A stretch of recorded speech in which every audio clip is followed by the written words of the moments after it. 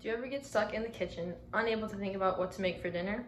It can be frustrating at times, especially when you want to make a home-cooked meal, but you don't want to spend hours and hours preparing and cooking it.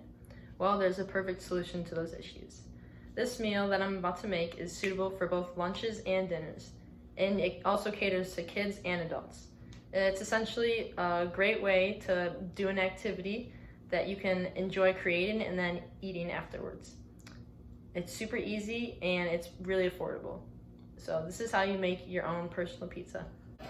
Now I'll show you all the ingredients you need to make your pizza. First, you have your pizza dough. You can either buy this from the store or you can make it on your own. This I bought from Trader Joe's for only $1.50. Next, you have your pizza sauce, and you can also buy this at Trader Joe's or Target. Looks like this, just basic tomato pizza sauce. Next, you have your mozzarella cheese. You can either buy it already shredded in a bag like this, or you can buy a block of cheese like this. And in the video, I'll show you how to shred it and we'll put it on our pizza. Next, you'll need yellow cornmeal for the base of your pizza pan to put in the oven. And then you'll need flour to spread across the table so your hands don't get sticky from the dough. You can also buy other toppings like pepperoni, mushrooms, green pepper, and onions, but for today, we're just gonna make plain and simple cheese pizzas. Next, I'll name all the appliances you'll need to make your own pizza. To start off, you'll need a working oven. Next, you'll need a spacious table to work on your pizza. You'll also want a rolling pin to roll out your dough. Next, if you have one at home, you can use a pizza stone that looks like this, but you can also use any regular pan that you can put in the oven. If you bought a block of mozzarella cheese, you're going to want a cheese grater to shred to put on the pizza. And for the end of the pizza, you'll need a pizza cutter, but a regular kitchen knife also works. So most pizza sauces come in a can like this, so you'll need a can opener and a bowl to put the sauce in, but other times you can find the sauce in a regular jar. Lastly, you'll need a spoon to spread the sauce on the pizza. And you'll actually need a wooden board, like a cutting board works too, but this is like more for pizzas, to take it in and out of the oven. To start the preparation to make your pizza, you'll want to preheat the oven for 450 or 475. We're going to do 475 on this oven to make the pizzas quicker. Then you'll want to disinfect your cleaning area.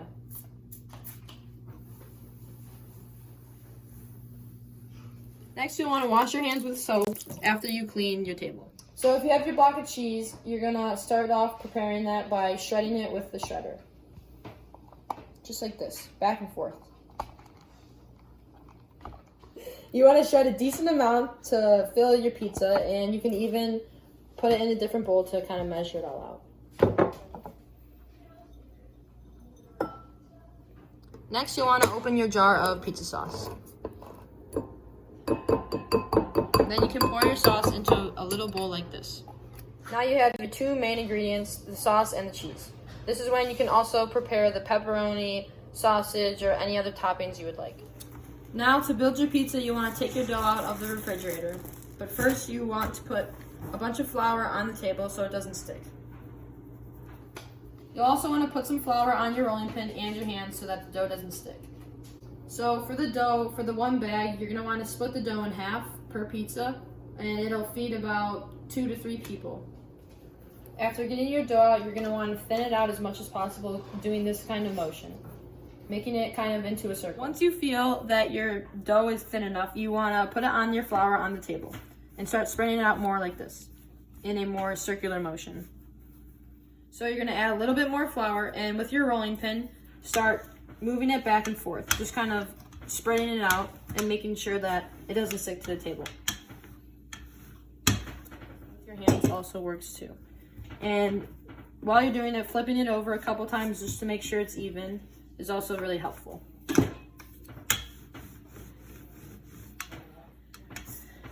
This step usually only takes a couple minutes depending on how thin you want your pizza to be. Before you put your sauce and cheese on, you'll want to get your pizza stone or any pan that you can put in the oven to put your dough on.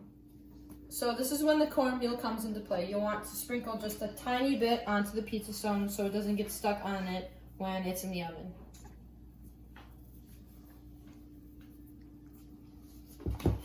Then you grab your pizza. Make sure you use both hands. You can also use someone else if it's too big, but then you put it right in the middle of the pizza stone. Next, you'll apply about 2 spoonfuls of sauce, maybe 3 actually. And then you'll want to take the spoon and start putting it in a circular motion and spreading it around the dough. You want a nice even layer of sauce all around, but to make the crust kind of pop out, don't put all the sauce all the way to the edge. You want to leave a little bit of room, a couple centimeters. Once your sauce is spread evenly, you want to start adding your toppings. So first we'll add the mozzarella cheese. Once you have a generous amount of cheese on your pizza, this is when you can add different toppings like pepperoni, onions, green pepper, and stuff like that. Now once your oven is preheated, you can now put your pizza into the oven.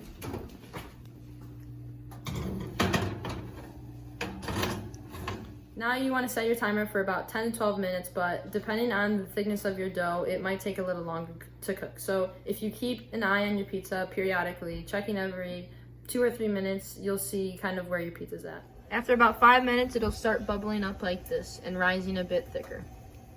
So after about 12 minutes, this is what it looks like. The cheese is darker and the dough is lighter brown. So we'll take it out right now. Make sure you have 2 oven mitts so you don't burn your hands. Take your pizza out, place it on top of the stove.